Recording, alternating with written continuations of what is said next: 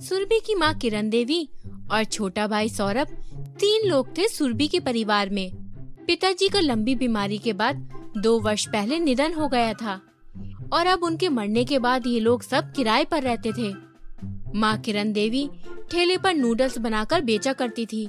सुरभि और सौरभ कॉन्वेंट में पढ़ते थे। माँ, कल स्कूल में फीस देनी है, याद है ना? मैडम ने कहा है कि फीस जमा नहीं करोगे तो सेकंड टर्म का रिजल्ट नहीं मिलेगा। ठीक है बेटा, देखती हूँ। कुछ ना कुछ इंतजाम तो करना ही होगा। अगले साल तुम्हें बोर्ड की परीक्षा भी देनी है ना? हाँ माँ, मेरी भी 12वीं की परीक्षा की फीस देनी है। ठीक है बेटी, हो जाएगा। अगली सुबह किरण देवी पति की अंतिम निशानी सोने का मंगलसूत्र सोनार के यहाँ बेच आई और स्कूल पहुंचकर दोनों की फीस जमा कर दी। शाम को सुरभि और सौरभ जब घर पहुँचे, माँ, ये देखो, मेरा रिजल्ट आ गया। मैं क्लास में फर्स्ट आया हूँ। इस तरह पढ़ बेटा, तुम्हें अपने पापा का नाम रोशन करना है। माँ, पहले ये बताओ कि फीस भरने के लिए पैसे कहाँ से आए? अरे बिटिया, तुम लोग सिर्फ पढ़ो लिखो, पैसों की चिंता मत करो। माँ, हमसे मत छुपाओ। मेरी दोस्त ने मुझे बताया कि उसने तुम्हें सुबह सुनार की दुकान में देखा था। बेटी, वो ऐसे ही सोने का भाव पूछने गई थी। सुरभि घर के अंदर जाकर बॉक्स खोलकर देखती है। वहाँ पर मंगलसूत्र नहीं पाकर सारा माजरा समझ जाती है। माँ, तुमने हमारे लिए पापा की आखिरी निशानी भी बेच दी। अरे ओ पगली, मेरे लिए तुम दोनों से बढ़कर कुछ भी नहीं है। इतना कहकर दोनों माँ बेटी गले लगकर रोने लगती हैं। सुरभि आंसू पोंछते हुए बोलती है, माँ, कल से मैं भी नूडल्स बेचने में तुम्हारी मदद करूँगी। नहीं बेटा, अभी तुम्हें सिर्फ पढ़ना है। नहीं माँ, अब मैं तुम्हारी एक भी नहीं सुनूंगी। मैं कल से स्कूल से आने के बाद नूडल्स बेचने में तुम्हारा हाथ बटाऊंगी। दूसरे दिन से सुरभि भी नूडल्स बेचने में माँ का हाथ बटाने लगी। सुरभि के हाथों की बनी नूडल्स बहुत ही स्वादिष्ट होती थी। इस तरह कुछ महीनों में ही उनके पास अच्छे पैसे जमा हो गए। लेकिन इसी बीच किरण देवी बीमार हो गईं। बेटी, मैं तो बीमार हो गई हूँ, अब कैसे दुकान चलेगी? तुम टेंशन मत लो माँ, मैं दुकान पर दीदी का साथ दूंगा। हाँ माँ, तुम चिंता मत करो, भाई बहन दोनों मिलकर काम कर लेंगे। तुम बस आराम करो और जल्दी ठीक हो जाओ। ठीक है बेटा, अब सही में तुम लोग बड़े हो गए हो। दोनों भाई बहन मिलकर दुकान संभालने लगते हैं। शुरू में सौरभ के दोस्त उन दोनों को फुटपाथ पर नूडल्स बेचते हुए देखते हुए खिल्ली उड़ाते हैं। लेकिन कुछ ही दिनों में उनकी मेहनत रंग लाई और उन दोनों ने अच्छा पैसा जमा कर लिया। दीदी, क्यों ना हम लोग एक दुकान खोल लें? सही बोले भाई, मैं यही सोच रही थी। और बारिश के दिन भी आने वाले हैं, ऐसे में फुटपाथ पर कस्टमर नहीं आएंगे। जल्द ही दोनों एक अच्छा सा दुकान देखकर रेस्टोरेंट खोल लेते हैं। अब कस्टमर भी ज्यादा आने लगे थे और स्टाफ भी रख लिया था। इधर किरण देवी भी ठीक हो गई थी। वाह बेटा, बहुत अच्छा किया तुम दोनों ने। फुटपाथ की दुकान को बड़ा सा रेस्टोरेंट में बदल दिया। काश आज तुम्हारे पिताजी जिंदा होते तो तुम पर बहुत गर्व करते। ये सब आप लोगों के आशीर्वाद से ही संपन्न हुआ है। हाँ माँ, आप ही लोगों से हमने मेहनत करना सीखा है। अगर सब ठीक रहा तो जल्द ही हम लोग नूडल्स पैकेट की कंपनी खोलेंगे। जरूर खोलेगा बेटा, तुम दोनों की लगन और मेहनत एक दिन जरूर रंग लाएगी। रात में तीनों लोग रेस्टोरेंट बंद कर चले जाते हैं और खाना खाकर सोने ही वाले होते हैं कि सुरभि का मोबाइल बजने लगता है। हेलो जी मैडम, मैं केयर टेकर रामलाल बोल रहा हूँ। जी रामलाल जी, बोलिए। मैडम, अपने रेस्टोरेंट में आग लग गई है। क्या? कब और कैसे? ओके, वहीं रुको, हम अभी आ रहे हैं। क्या हुआ दीदी?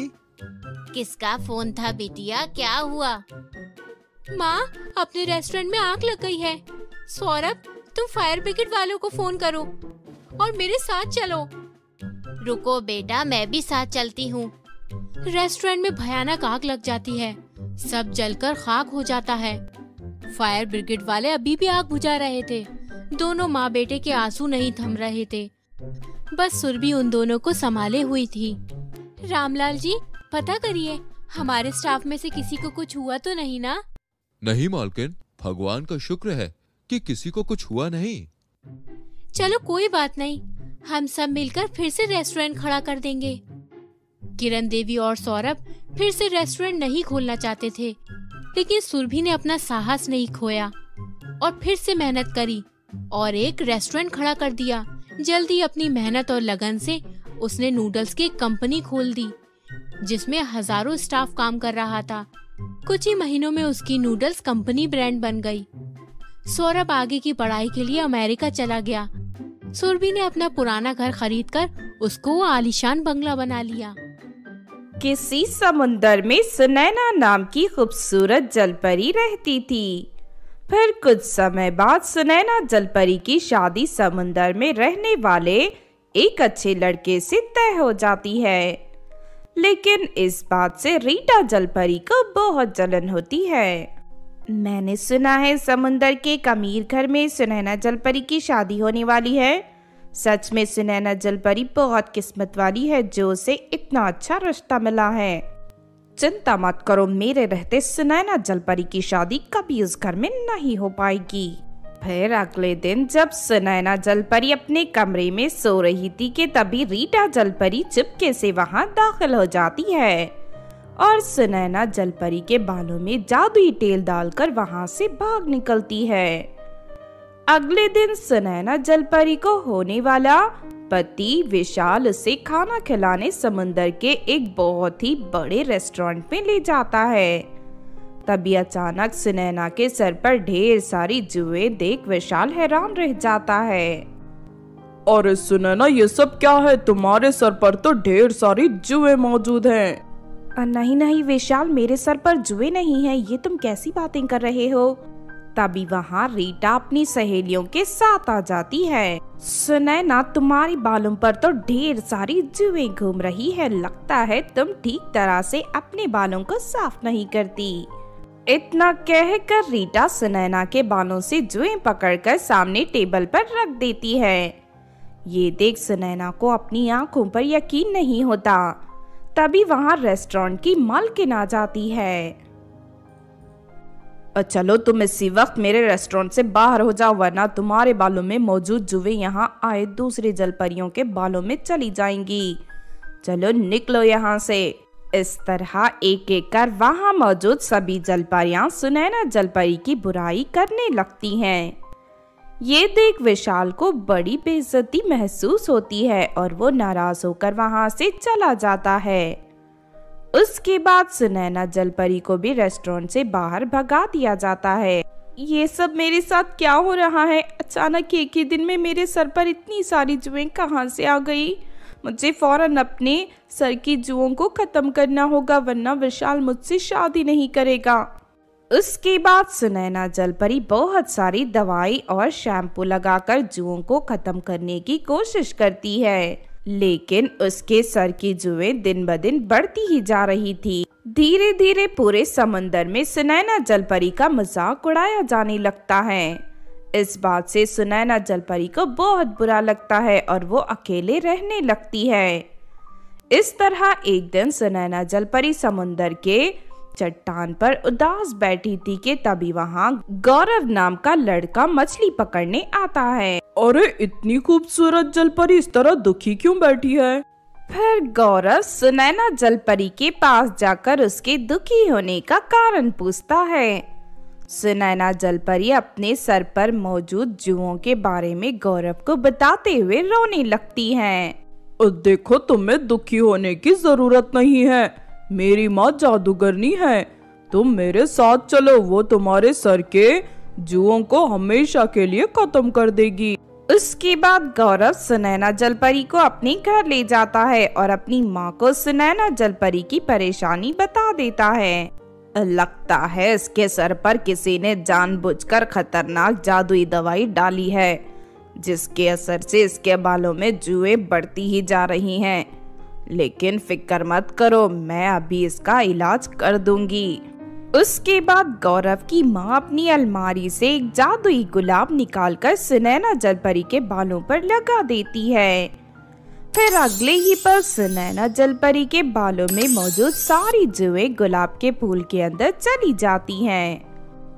जिस किसी ने तुम्हारे सर पर जादुई दवा डाली है, अब ये गुलाब का फूल उसके सर पर पहुंच जाएगा और सारी जुएं उसके बालों में छोड़ देगा।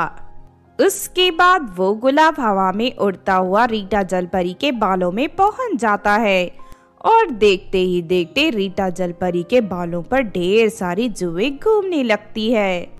अरे अरे, ये क्या हो गया? अचानक मेरे सर पर इतनी सारी जुएं कहाँ से आ गई? फिर अगले ही पल रीटा जलपरी के सारे बाल टूटकर गिरने लगते हैं और वो पूरी तरह गंजी बन जाती है। लाख इलाज करवाने के बाद भी रीटा के सर पर दोबारा कभी बाल वापस नहीं आते। इस तरह उस दुष्ट रीटा को उसके किए की सजा मिल जाती है। दूसरी तरफ सुनैना जलपरी और विशाल की शादी हो जाती है। फिर वो दोनों हंसी खुशी अपनी जिंदगी जीने लगते हैं। रोमा एक बहुत ही समझदार और पढ़ी लिखी लड़की थी। वो एक बैंक में नौकरी करती थी। रोमा के घर पर उसकी एक अंधी माँ थी। रोमा अपनी माँ का बहुत ख्याल रखती थी और उसे कभी किसी बात की तकलीफ नहीं होने देती थी। फिर एक दिन, सुनो रोमा, आज हमें शहर के बैंक में बहुत बड़ी रकम पहुंचानी है। पैसे पहुंचाने वाले लोग आज छुट्टी पर हैं, इसलिए मैं चाहता हूँ कि ये सारे पैसे तुम शहर के बैंक में पहुंचा दो। ठीक है, मैं अभी पैसे लेकर शहर की ओर निकल जाती हूँ। उसके बाद रोमा सारे पैसे एक बड़े बैग में डाल देती है और उस बैग को अपने स्कूटर पर रखकर शहर की बैंक की ओर चल देती है। लेकिन थोड़ी दूर जाते ही उसे रास्ते में बहुत बड़े बड़े पत्थर दिखाई देते हैं। रोमा स्कूटर रोककर उन पत्थरों को हटाने की कोशिश करने लगती है। तभी अचानक बगल की झाड़ियों से दो चोर रोमा के सामने आ जाते हैं। उन दोनों चोरों को देख रोमा घबरा जाती है। सुन लड़की, हमें पता है तेरे बैग में बहुत सारे पैसे हैं। चल सीधी तरह ये बैग हमारे हवाले कर दे, वरना बिल्कुल भी ठीक नहीं होगा। नहीं नहीं, ये मेरे बैंक के पैसे हैं। मैं ये पैसे तुम्हें कभी नहीं दूंगी। देखो, मेरा रास्ता छोड़ दो, वरना मैं पुलिस को फोन कर दूंगी। लगता है तू सीधी तरह नहीं मानेगी। इतना कहकर वो चोर रोमा से उसका मोबाइल छीन लेता है और उसके सर पर डंडे से वार करने लगता है। देखते ही देखते रोमा लहूलुहान होकर जमीन पर गिर जाती है। फिर वो दोनों चोर रोमा को उठाकर बगल वाली खाई में फेंक देते हैं और पैसों से भरा बैग लेकर वहाँ से भाग जाते हैं। दूसरी तरफ रात होने पर भी रोमा के घर न पहुँचने पर उसकी माँ बहुत परेशान हो जाती है। अरे, आज तो काफी देर हो गई, लेकिन अभी तक रोमा घर नहीं आई। मुझे रोमा की बड़ी चिंता हो रही है। अब मैं क्या करूं? फिर आखिरकार परेशान होकर रोमा की माँ उसे ढूंढने के लिए घर से बाहर निकल जाती है। अंधी होने की वजह से वह रास्ते में एक पत्थर से टकरा जाती है और जमीन पर गिर जाती है। जमीन पर गिरने से उसके सर में चोट लग जाती है। दर्द के मारे रोमा की माँ रोने लगती है। तभी वहाँ से गुजर रही एक परी की नजर उस पर पड़ती है। वो परी बहुत ही दयालु थी। रोमा की माँ की हालत देख परी से रहा नहीं जाता। अरे, ये बेचारी अंधी औरत इतनी रात को इस हालत में यहाँ क्या कर रही है? मुझे चलकर इसकी मदद करनी चाहिए। उसके बाद परी रोमा की माँ के पास पहुँच जाती है। तुम कौन हो और इतनी रात गए यहाँ क्या कर रही हो?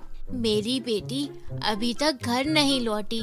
मुझे उसकी बहुत फिक्र हो रही है, इसलिए मैं उसे ढूंढने घर से बाहर आ गई। तुम चिंता मत करो, मैं तुम्हारी बेटी को ढूंढने में तुम्हारी मदद करूंगी। इतना कहकर परी अपने बालों में लगे दो खूबसूरत फूल तोड़कर रोमा की माँ की हथेली में रख देती है। ये दोनों जादुई फूल हैं। ये तुम्हारी बेटी को ढूंढने में तुम्हारी मदद करेंगे। अब तुम्हें किसी बात की चिंता करने की कोई जरूरत नहीं है। अपना ख्याल रखना। इतना कहकर परी वहाँ से गायब हो जाती है। परी के जाते ही वो दोनों फूल बड़े विशाल फूल में बदल जाते हैं। उसके बाद वो दोनों फूल रोमा की माँ को हवा में उड़ते हुए खाई में गिरी रोमा के पास ले जाते हैं। तभी उन दोनों फूलों से जादुई पानी की बारिश होने लगती है और रोमा पूरी तरह ठीक होकर खड़ी हो जाती है।